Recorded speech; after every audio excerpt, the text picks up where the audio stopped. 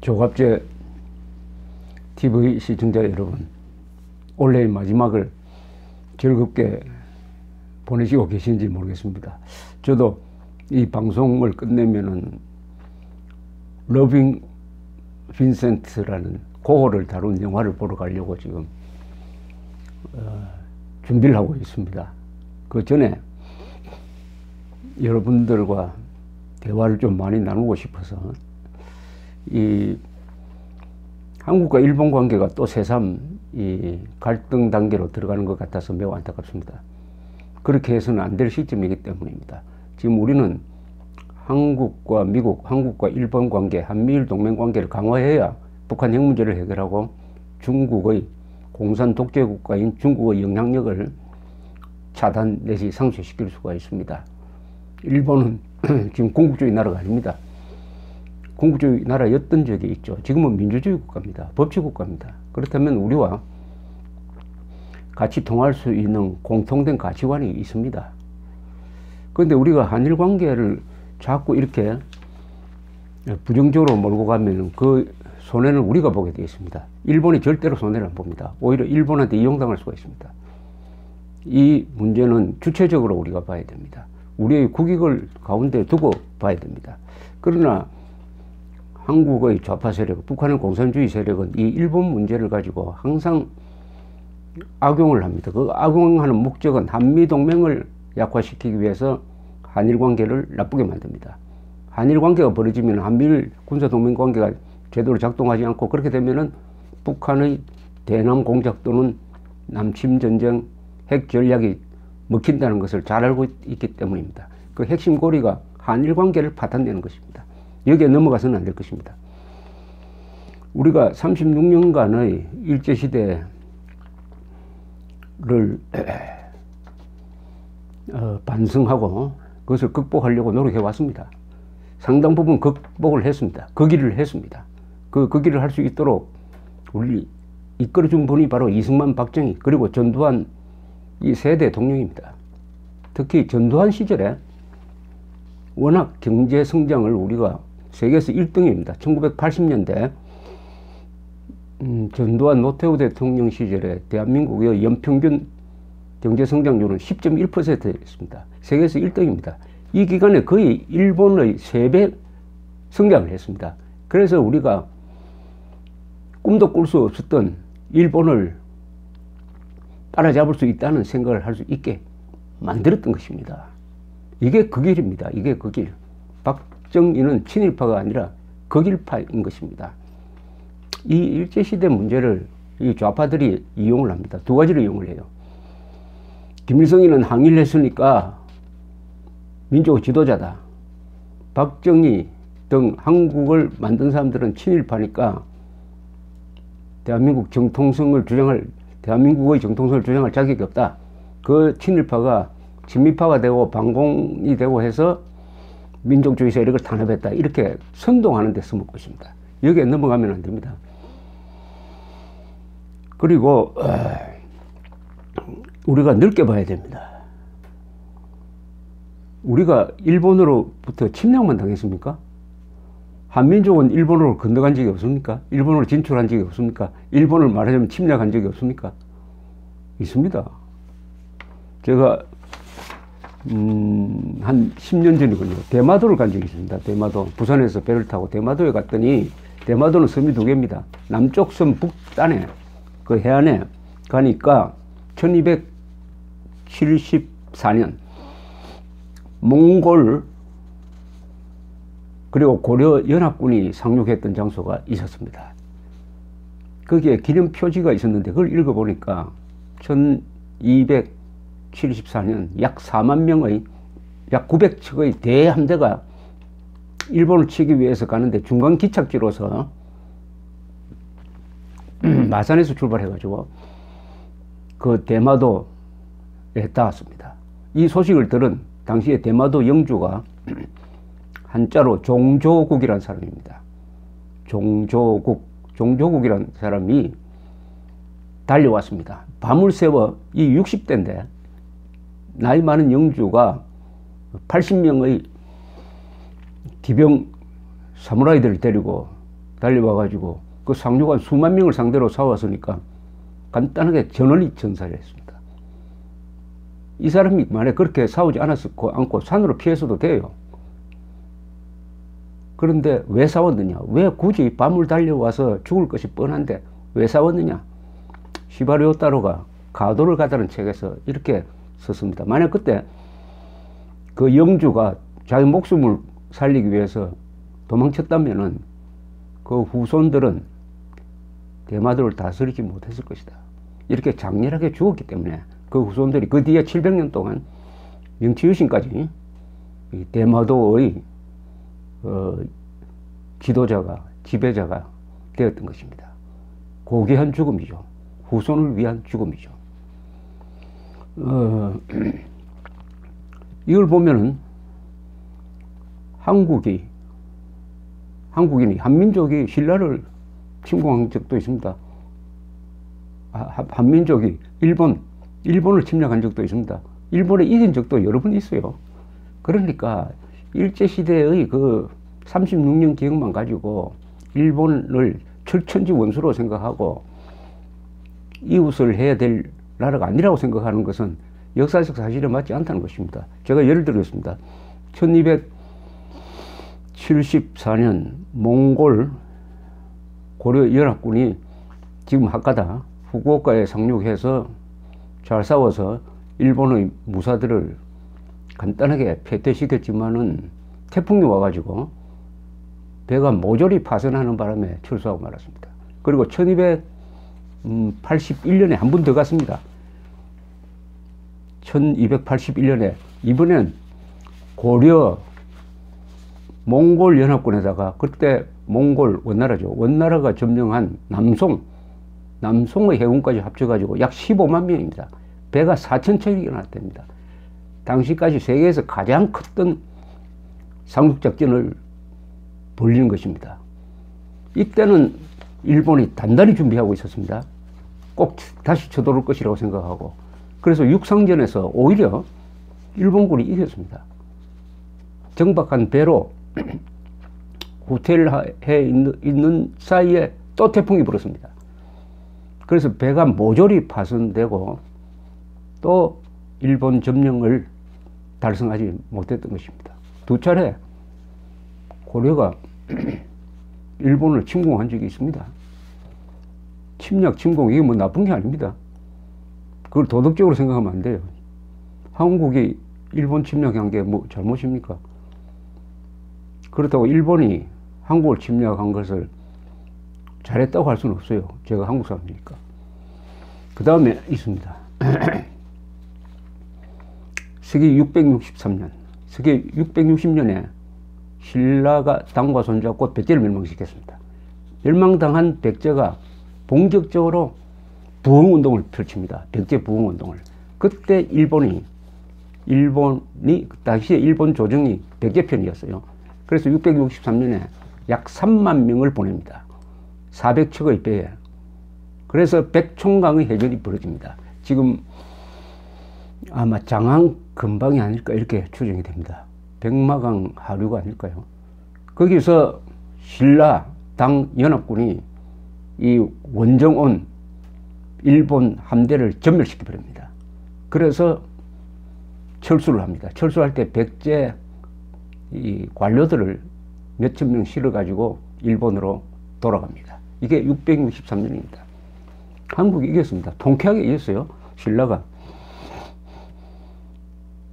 그러다가 또 그 원수지간이던 신라하고 일본이 친해지는 때가 있습니다. 왜냐하면 신라가 당나라와 손잡고 백제 고구려 멸망시킨 다음에 당나라가 신라까지 먹으려고 하니까 신라는 당과 싸울 수밖에 없었습니다. 이렇게 되니까 공동의 적이라는 당이 있었습니다. 이때 신라와 일본이 친해집니다. 그 뒤에 한 30년 동안 일본 신라가 상당히 친해집니다. 문무왕 시절입니다. 문무왕 시절. 그것은 우리가 힘이 있고 또 공동의 적, 요사이로 말하면 공동의 적이 북한 아니겠습니까? 그때도 한일 간에 공동의 적이 있을 때 그죠? 그게 당입니다. 당. 그래서 신라가 대당절전 7년을 통해서 당을 한반도에서 몰아내고 한반도의 주인이 되는데 일본이 은근히 지원을 했습니다. 지원을 했어요. 외교는 이런 것입니다. 외교는 또 한민족, 특히 기만민족인 한민족이 이 한반도에 살다가 그중 아주 용감한 사람들이 현해탄을 건너서 또는 동해를 건너서 일본으로 건너갔습니다. 주로 가야 사람들이 많이 건너갔죠. 또 신라 사람도 건너가고 백제 사람도 건너가고 고구려 사람 건너가고 한반도의 어떻게 보면 복사판이 고대 일본이었습니다. 일본의 천황은 가야 계통일 가능성이 많습니다. 그리고 그 왕비 쪽으로는 백제 계통도 많고 일본 천황가를 쭉 분석을 하면은 백제계다, 가야계다, 신라계다 이렇게 분류하는 사람도 있습니다. 그래서 제가 농담으로 일본 사람들은 기분 나쁘지만은 가장 성공한 제일교포가 누구냐? 천황이다. 이렇게 이야기를 하기도 합니다. 일본 사람 앞에서는 그런 농담하면은 화내니까 조심하셔야 됩니다. 이렇게 또 1592년의 임진왜란 우리가 이겼습니다. 임진왜란 세계 최강의 육군이었지만 의병이 싸우고 이순신이 싸우고 더구나 외교를 잘해가지고 명나라 군대를 불러들여서 결국은 1598년에 아무 소득 없이 물러났습니다. 도요토미 히데요시가 죽은 직후에 물러났습니다. 이 전쟁의 영향으로 도요토미 히데요시가 몰락하고 도쿠가와 이에야스가 이기게 되는 것이죠. 이렇게 본다면은 우리가 일본에 대해서 뭐 그렇게 큰 유달리 피해의식을 가질 필요가 있느냐 이렇게 생각을 합니다. 이웃한 나라는 원래 전쟁을 하게 되어 있습니다. 국가는 전쟁하는 조직이니까 붙어있으면은 붙어있는 나라끼리 친하게 지내는 나라는 세계 역사에 어디에도 없습니다. 붙어있으면 항상 싸웁니다. 유럽에 한번 가볼까요? 붙어있는 나라, 우리하고 가장 비슷한 비유를 할 수 있는 나라가 어딥니까? 영국, 프랑스죠. 우리 현해탄이 있듯이 거긴 도바 해협이 있습니다.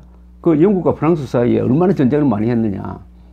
제가 통계를 한번 뽑아봤습니다. 영국, 프랑스 전쟁사 1202년부터 마지막 전쟁이 워털루 전쟁, 워털루 전투가 있었던 1815년 나폴레옹 시절에 그러니까 약 600년입니다. 600년간에 영국과 프랑스 사이에 크고 작은 전쟁이 몇 번 있었냐? 23번 있었습니다.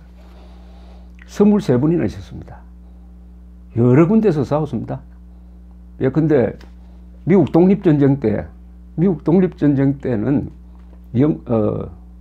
불란서가 워싱턴을 도왔죠. 미국 독립파를 도왔지 않습니까?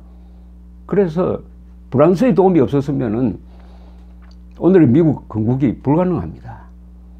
불란서가 해군을 보내가지고 영국을 견제하고 공격하는 바람에 결국 영국군이 손을 들었습니다. 그래서 미국이 불란서에 항상 감사하죠. 100주년을 맞아가지고 불란서가 선물로 보내준 게 뭡니까?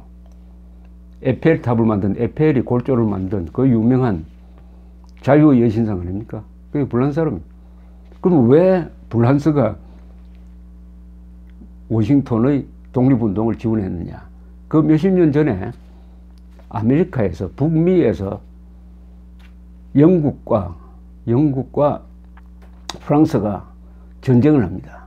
그러니까 카나다와 미국 사이에서 이 일종의 식민지 정탈전이죠. 여기서 불란서가 졌어요. 거기에 대한 복수로서 미국의 독립운동을 지원한 것입니다. 또 백년전쟁이 있지 않습니까? 유명한 1337년에서 1453년 사이에 백년전쟁. 이 백년전쟁은 백년전쟁으로 해서 불란서는 인구가 막 줄어버렸습니다. 인구가 거의 한 반토막 나버렸습니다. 그래서 결국은 불란서가 이깁니다. 프랑스가 잔다르크가 등장하고 해서 초장에는 막 지다가 아무래도 국력이 강한 불란서가 이기게 되는 것입니다. 그리고 또 나폴레옹 시절에는 뭐 사사건건 영국과 프랑스가 싸웠습니다. 그 전에 루이 14세 때, 루이 14세는 불란서의 전성기를 연 왕인데 이 사람이 전쟁을 너무 많이 하는데 그때마다 영국은 어떤 역할을 하면은 루이 14세를 고립시키기 위한 연합전선을 펴는데 항상 영국이 앞장서서 전쟁을 이렇게 많이 했습니다. 그런데 지금 영국과 프랑스 어떻습니까? 1815년을 마지막으로 해서 영국과 프랑스는 동맹관계로 갑니다. 왜냐? 독일이라는 나라가 등장합니다. 그러니까 독일을 견제한 공통의 적이 생긴 거죠. 한국과 일본 사이에 북한이란 공통의 적이 있듯이 영국과 프랑스가 독일이라는 새로 신생 제국을 견제하기 위해서 동맹국이 되고 1차 세계대전 때, 2차 세계대전 때 같이 싸우는 거 아닙니까? 원래 국가 이익은 이렇게 바뀔 수가, 국가 이익은 항상 있지만 동맹은 이렇게 자주 바뀔 수가 있다. 지금 뭐 영국과 프랑스 참 친하고 영어의 25% 정도는 프랑스의 어원을 가진 단어입니다. 또 붙어 있으면서 고통을 받은 나라가 아일랜드죠. 아일랜드. 이 아일랜드란 나라는 정말 잉글랜드 옆에 붙어 있다가 이렇게 고생을 많이 할 수가 없었습니다. 아일랜드. 어느 정도 고생을 했냐면 아일랜드는 뭐 그전에도 여러 침략을 받았습니다. 대륙으로부터의 침략, 그리고 기독교를 벌써 6세기, 5, 6세기에 전파받아가지고 가장 먼저 기독교화가 됐습니다. 잉글랜드보다, 스코틀랜드보다도. 그런데 그 다음에 또 바이킹의 침략을 한 300년 받았습니다. 더블린이라는 도시는 바이킹이 만든 도시입니다. 1169년에 잉글랜드의 본격적인 침략이, 그때 잉글랜드는 프랑스에서 건너온 노르만족이 점령을 해가지고 이 바이킹의 후손인 노르만이 영토 확장을 하고 있습니다. 스코틀랜드, 웨일스, 이 아일랜드로 드디어 1169년에 아일랜드에 상륙해가지고 아일랜드 침공 작전을 하고 소국으로 만들어 버렸습니다. 아주 참혹한 살육전을 했습니다. 그때부터 아일랜드가 정식으로 독립하는 게 언제냐면은 1921년입니다. 그러니까 750년 동안 아일랜드는 잉글랜드로부터 750년 동안 침략도 받고 합병도 당하고 식민지가 되고 해가지고 수많은 고통을 받았습니다. 그런데 역사라는 건 참 재밌습니다. 지금 아일랜드 국민 숫자가 한 600만 됩니다. 아일랜드. 근데 미국으로 이민을 많이 갔어요. 잉글랜드부터 당하니까 또 대기근이 오고 하니까 신대륙으로 아일랜드 사람들이 이민을 많이 갔습니다. 신대륙이 어떻게 주인이 됐다고 볼 수 있습니다. 물론 앵글로 색손족, 아일랜드, 독일 사람들이 제일 많은데 지금 미국 백인 이민자 중에서 제일 많은 출신은 독일 출신입니다. 그 다음에 아일랜드입니다. 한 4천만 될 겁니다. 그런데 역대 대통령 40 몇 명 중에서 말이죠, 아일랜드 피가 섞여 있는 사람, 아일랜드 피가 섞여 있는 대통령이 몇 사람이 되냐면 22명입니다. 반입니다, 반. 물론 그 직계 가족 중에서 뭐 어머니든 아버지든 그 한쪽에 아일랜드 피가 섞여 있는 사람을 칩니다. 근데 시어도 루즈벨트, 우드로 윌슨, 율리시스 그랜트, 앤드류 잭슨 뿐만 아니라 레이건 대통령, 이 정조부가 아일랜드 사람입니다. 이러면 어떻게 보면은 아일랜드는 본토는 잉글랜드한테 막 유린당했는데 신대륙으로 가가지고 신대륙의 주인이 된 느낌이 듭니다. 신대륙의 주인공이 된 거 아니냐. 역대 대통령 중에 반이 아일랜드 출신이라고, 아일랜드 계 출신, 아일랜드 피가 섞여 있는 출신이니까 이렇게 본다면은 한국과 일본이 이렇게 붙어 있으면서 전쟁을 덜 한 편입니다. 많이 한 편이 절대 아닙니다. 영국과 프랑스가 700년 사이에 23번 했는데 우리 일본과 제대로 전쟁한 거는 임진왜란 그리고 삼국시대 때 몇 차례 있었고 몽골 때 뭐 한 5손가락 꼽을 정도입니다. 우리가 유달리 일본으로부터 침략만 당했다고 생각하는 것도 일종의 이게 식민지 상황입니다. 우리가 일본을 침공할 때가 있었고, 우리가 일본으로 건너가서 일본의 지배민족이 된 게 한민족 아닙니까? 일본의 그때 무슨 민족 단위가 없었습니다만은 지금 기준으로 이야기합니다. 한반도를 거쳐간 사람이 일본의 지배민족이 된 겁니다. 그렇게 생각하면은 지난 36년의 기억에 얽매여가지고 우리는 일본한테 매일 당하기만 했다. 천만의 말씀입니다. 우리가 일본을 침공할 때가 있었다 이겁니다. 어떤 관계가 당하기만 하면은 스트레스가 쌓이죠. 열등감만 생깁니다. 치고받고 해야 당하기도 하고 때리기도 하고 한 관계라야 이게 건강한 관계가 되는데, 사실은 그런 관계인데 지난 36년의 기억을 정치적으로 악용하고 해가지고 이 과장하는 바람에 한일 관계가 무슨 철천지 원수라든지 이런 식으로 생각하면은 결국 그거는 국익자해의 결과를 빚고 만다. 역사를 좀 넓게 보고, 역사를 국사다 이렇게 볼 게 아니라 세계사적 범위에서 보면은 한국과 일본의 관계는 역사적으로도 그렇게 유달리 나쁜 관계는 아니다. 오히려 전쟁이 적었던 관계니까. 그리고 공유하는 가치가 있었습니다. 근데 우리가 이슬람 국가고 뭐 일본이 기독교 국가 같으면은 격렬하게 싸우죠. 그렇지 않지 않습니까? 옛날부터 불교, 유교, 한자 문화를 공유했습니다. 우리는 최근에 와서는 한국이 기독교가 세졌고 일본은 기독교가 1%밖에 되지 않고 아직도 불교 신도를 많이 믿고 있는 점이 차이가 있습니다만은, 그러나 자유민주주의를 공유하고 있습니다. 아베 수상은 저한테 이야기했습니다. 2003년 초에 일본은 한반도가 자유민주적으로 통일되는 것을 지지한다. 이것 하나로 한국과 일본은 손을 잡고 북한을 공동적으로 생각해서 저 공산주의 체제를 같이 무너뜨려 있는데 힘을 합해가지고 한반도를 신라가 통일했듯이 한반도가 통일하고 한반도의 주인이 의젓하게 중심을 잡고 앉아 있으면은 중국, 한국, 러시아, 일본이 싸울 필요가 없습니다. 미국도 싸울 필요가 없어요. 동북아시아의 평화는 한국 사람들이 결정합니다. 신라가 삼국 통일한 이후에 한 300년 동안 동북아시아에서 고대사의 황금기인 평화가 왔다는 것, 이 역사적 교훈이 있습니다. 우리는 일본으로부터 침략만 당한 것이 아니라 가끔 일본도 침공했다 하고 넉넉하게 생각하면서 올해를 보냈으면 합니다. 감사합니다.